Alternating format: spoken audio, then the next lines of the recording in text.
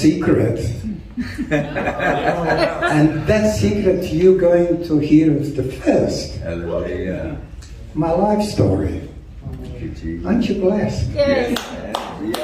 And also, what I would like to say, people who watch this on YouTube, I'd like you to look at that button there and click it and subscribe. So encourage us to come more. Thank you. My real name is Frane, with E. Frane sounds French, but it's Dalmatian. Dalmatian, and I come from Delta. It's an Neretva, it's a river close to Dubrovnik, if anybody heard it. It's a paradise. It is literally a Garden of Eden. It's a beauty, it's a waterways. Used to be old city sunk, and the river brought the soil and it's fertile, beautiful, just waterways. But paradise is beautiful until the people are beautiful. When the people turn sour, so the paradise as well go with it. Looking at the Garden of Eden, which is down on bottom of Euphrates River now, it looks terrible. It's really, but that was the Garden of Eden actually, when the two rivers joined, Euphrates and what's that? Tigris.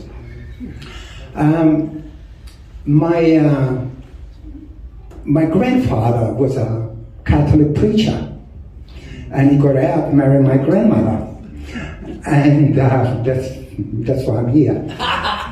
His uncle was a bishop. So what I'm trying to say, there's, spirituality come down, but it stops at my father's generation, because my father never met his dad. He died same time, First World War. I was born 50, so my dad's sister lived with us. She brought me up. She died when I was 2. When that happened, the world finished it. I got emotional. The world finished for me when she died, even though I was 2 years old. I don't recall her face. I know everything. My spirit knows. So I'm 5th out of 7 children. Somewhere in the middle. My dad worked away. He came on a weekend. He was very violent. And Mum was farming, so she didn't have time. So you can say I was pain in the neck, crying for attention, and I didn't get it. So I'm looking back now, of course. You couldn't figure that out in those days. So they were all angry with me. I didn't have a speech problem, but as you notice, I speak differently than most people do. So my father didn't like it. He wanted to change that. He, on force, he tried everything on this planet by force. He used to just hit you from one and from other, and then when he did, he counted, 4 times on this side, 3 on that side, I better give you another one to put your head back in the center. So, something like that. Cool. So, I remember when I was 5, I was crying through the night.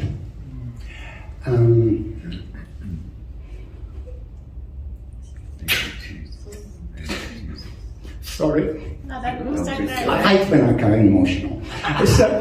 So I want to go to Australia. I was fine. I cried my heart out every night. I'm going to Australia. I'm sorry. It's good. It's all right. In the recent time, I was thanking in my prayer, I was thanking to the Lord, all these people like bringing me to Australia. And you know what he said to me? I put it in your heart at the age of 5. He put it in my heart. Wow.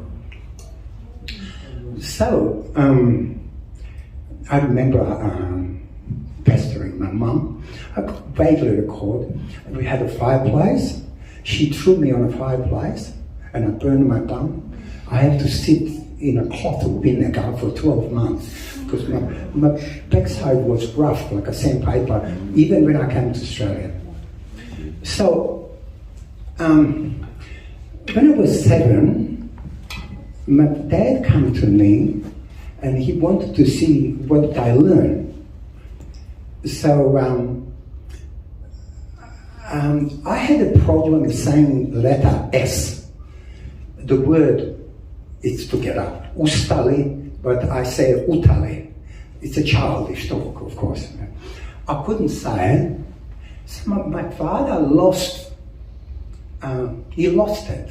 So we started about 7 p.m. on Saturday night. It went to 9 p.m. He was forcing me to say ustali, but I would keep saying ustali. So he asked Mum to get a rope. He stripped me nude, put it across the bar, and he hanged me upside down by my feet. Sorry. So, as I said, this is all secrets are coming out. They have to come out. What he did, he was trying to force me to say ustali, which I couldn't, and it went for 2 hours. So I was anywhere up to 2 hours on a rope. And then he asked Mum to get some hide, so he's going to burn me alive. I'm serious. Mum rejected it, and somehow he got me down. But anyway, he put me a couple of more times on a rope up for no reason. But he didn't like me. It's I don't know. You know how in the past, if your child was left-handed, they tried to force them to go right. It's the same story. It's basically the same story. All right. So at the age of 14, he takes me out of school, and he I have to look at the time. He got me a job with him and company. When I got there, he gave me a kick in the boots, and he says, "Okay, I don't have any benefit out of you, so goodbye." But looking back, I never had to worry. That's the funniest thing, where I'm going to sleep tonight or what I'm going to have 3 meals a day. Yeah. Never had to worry. God was looking at all that. Yeah. You know, that was very peculiar. I only picked it up in recent times. Yeah. And so this lady, because I was 15, she wanted to adopt me, so she said, "You want to go to Australia?" I said, "Yeah." So she wrote a letter to my godfather here, Queanbeyan, and everything was done. The paper was ready. I was not even 16. The pound before the dollar came in, because I had a letter. Oh, we have $1 now. I remember. So basically, this lady, she represented me everywhere, took me everywhere, signed that she's my mother. She wasn't. Nobody picked it up. And you know what the Lord said to me in a recent time? Because I did it. I did it. Glory to you, Lord. Thank you. So, coming here was difficult. Different country. I did speak a little English in school, you know. I learned some, just getting the words together. I really suffered for the first 9 years. It was because I had a problem with relationships, by the way, because the nature of my growing up. So my father never let me to defend myself.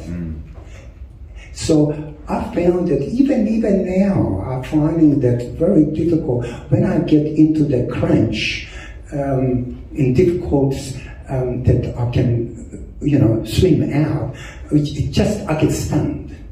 I just get stunned rather than, and I'm 71 and I'm having that problem. I'm picking it up now more than I did before actually, because I shouldn't have it. I should know how to, because, even looking in Africa at those animals, I've watched how the mother teach those little ones. She teaches them how to do it, defend or hunt or whatever. I wasn't taught nothing. I was nothing. I was really at the God's mercy, nothing else. By the way, my siblings, others, they just went just as bad. 3 sisters, they all left by 9. They're 9 years old. So, one of them went to Italy, another country, that's how it was. I don't know. So, me here, I struggle. But after 9 years, I went back and I realized this is my home. Then it was easy. Yeah, this was about 76. I realized this was my home. I always mix. First, when I came here, I realized mixing with your nationality is a problem. So I didn't want to do that. I could see it makes you handicapped. You miss things. Yes. Before you know it, I was 30 and I'm single. And I cried one night. It was the end of June. 30, I was 30. I said, Lord, do you exist?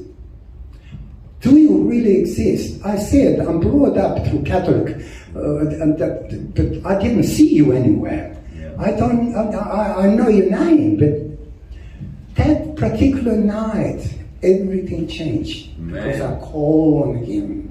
I was desperate. I wake up 4 a.m. I couldn't sleep, turned the television on, and there was some evangelist talking. I only caught the last bit. You are there watching, that's all I heard. If you repeat your words behind me, I accepted Jesus as the Lord and said, and I did. And that was, from there on, everything was unbelievable. Wow. I met Carol and married, kids, and all that. I became born again. I have to look at the time. 91, I became born again. First love. Oh my God. First love, that was unbelievable. You wish to have that every day, that experience. But God started to speak to me, and I hear the Lord. He spoke to me like you guys did. A questioner. I had an issue with the stomach because growing up in tents, I forgot one thing. When I was 9, he put me, because I threw the snowball on somebody, he put me into the barn with the animals, put a bed there, and I slept on that bed until I was 14. Wow. So basically the straw, the cow, the pigs, they make noise and scare tents, your tent. And what it did, it created like what would you call, irritated bowel syndrome. Yeah. So, I better continue.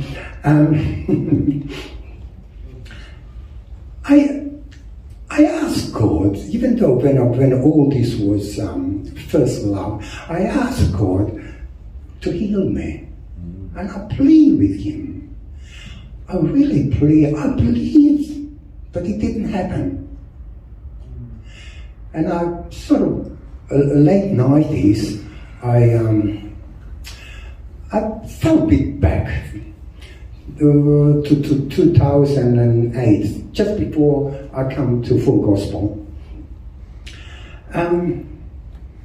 2009, I was overseas. I would go every year, or every second year, in this delta I was mentioning, Garden of Eden. All the pain, the suffering that I have, I found when I go there, I spend time with my brother-in-law. It's a waterways, it's a orchards, it's a beauty, and I wouldn't do anything. I just travel with him, and to me it was oozing. It was a healing, it literal healing.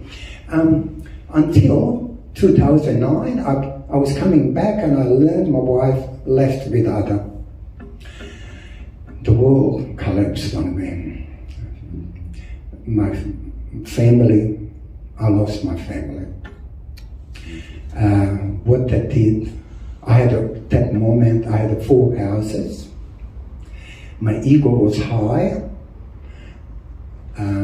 I think God wasn't happy with my ego. I was happy, I was excited with my family because I never had a family, and sort of having them, I got too excited, but it was nothing too hard for me, even though there was a marriage problem there. And now she's gone. Well, I didn't sleep for a month, probably 2 hours. And the acid inside my stomach burned the hell out of me. This was August the 5th, where 9th of September, I booked a trip with Benny Hinn go to Israel. Wow. Wow. Hallelujah. So, that was a trip of a lifetime. I went again with my daughter 2018, but that trip in particular with 2,000-3,000 people. I heard people saying, I don't want to advertise Benny Hinn, but people think that's all show. It's not. Believe to me, it's not show. It's real. Because where I was, the state that I was holding to the Lord for his, like a child holding the mother for the skirt. I was holding to the Lord for my survival. Yes. My ego is dead. I lost a family. I was in a prayerful life. To me, Jesus was just like you. He spoke everything I asked. He just answered. When I was in Israel, he just spoke to me for 9 days. I was 9 days. He spoke like he talked to me. Whatever I asked. I noticed at first, Thai traveling to Tel Aviv, and then we went to Gethsemane, and there is a Catholic church apparently where Jesus sweat his blood when before they caught him. When I was inside, something overcome, and I didn't want to leave, but they were all leaving, and I didn't want to leave. But look at how discerning spirit. So from there we went to Garden Tomb. You probably know where it is, and I didn't feel nothing. But from Garden Tomb we went to Holy Sepulchre. Before Holy Sepulchre, opposite, we sat on some rocks there, and a tour guide was telling us before we get in, and my heart wanted to pop out. The presence of the Lord, powerful. I said, what is this? I started crying, I'm holding my chin. I don't want to make a fool out of myself. Yeah. It's very difficult when you are, the bus of 50 people in a group you are. So I went inside. On the middle of the church, there is a sandstone there. I only figured out what's on sandstone. I didn't quite catch that at the time. But from sandstone, about 4 or 5 meters, I got glued to the floor. Jeez. Literally glued to the floor, and I couldn't move. So I'm sort of, I'm trying to move. And this gentleman from Brisbane, I can't remember his name, Kathy, she was from Melbourne.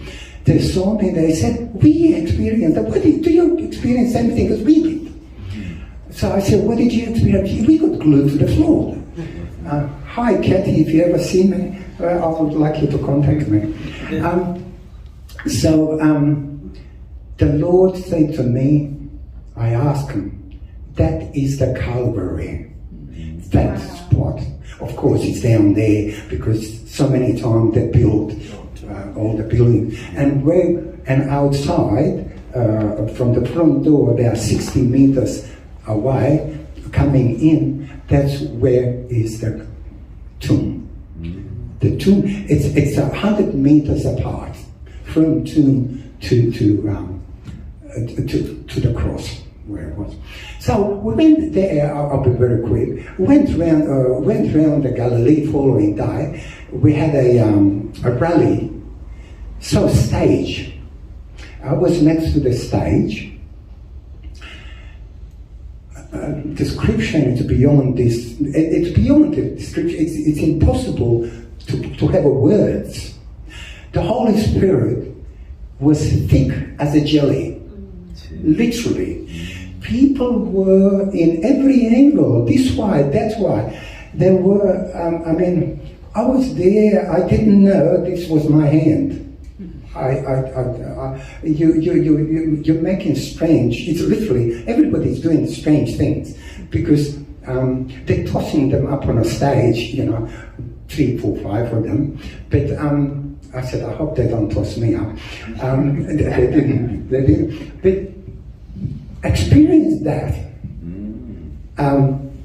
Is a word tangible? Tangible? Yeah, tangible. Yeah. So it was so tangible, so thick, so the words, the cry, the tear, the heart want to pop out because the soul.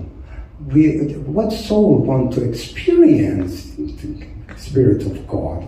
Because most people don't practice the spirituality, so that the spirit, the soul lack of that contact with the Lord. And here I'm coming because I was in my best spirituality at the time. You remember all my ego has died, and I was prayerful and suffering. So I was enormously suffering because of the whole situation. And just that experience, it's a something. So all this, what I told you, all this life story, it was worth it to experience that. It was all that is nothing, all that suffering, just to experience that. So I was crying, asking Lord, I want my wife back. He says, no. I was shocked. You're married. I said, I want to get together with my wife. And would you believe I never told Carol this? I told some people, never told them. She's living, by the way, in my house for time being. I'm helping her out. He says, no.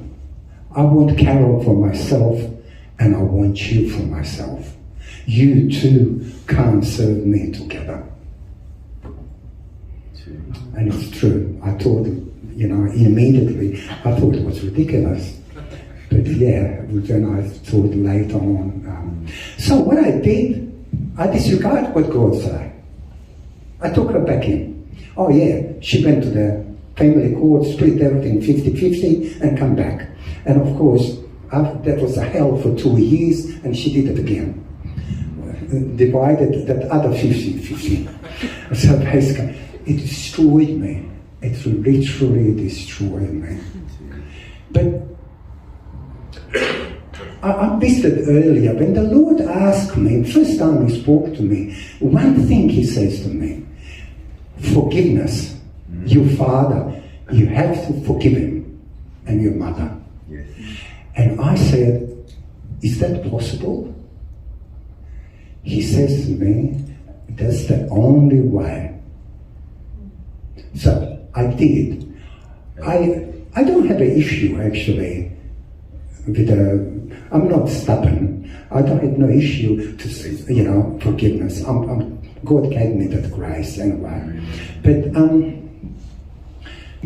as the time passed, I can see why we don't, or I, or all of us, why don't we have that? Because I keep thinking, I don't see that many Christians perform miracles. What is causing to not perform? What is causing it? So the two things, ego and prayer. Two things it's preventing. Not praying and high ego. When you put them two, it's an obstacle performing the miracles. I remember when I had the money, when I had all, I never asked God for money. Actually, I don't ask now either. I have public pension now, and I have plenty. And I have public pension. Before, when I was earning $1,000, it wasn't enough. So, it became nothing. People around me, they see me spending, the guy I'm walking with, he see me spending money, and he has a $15-20 million, and he's just stunned. You're throwing money around. You know, that's how he sees it. Yeah. So, God is calling me, and I presume He's calling you as well. Prayer and with less ego. Amen. I said again before I finish, if you like this video, please don't forget to click and that red subscribe button so you will get further notices. Thank you. Thank you, Lord.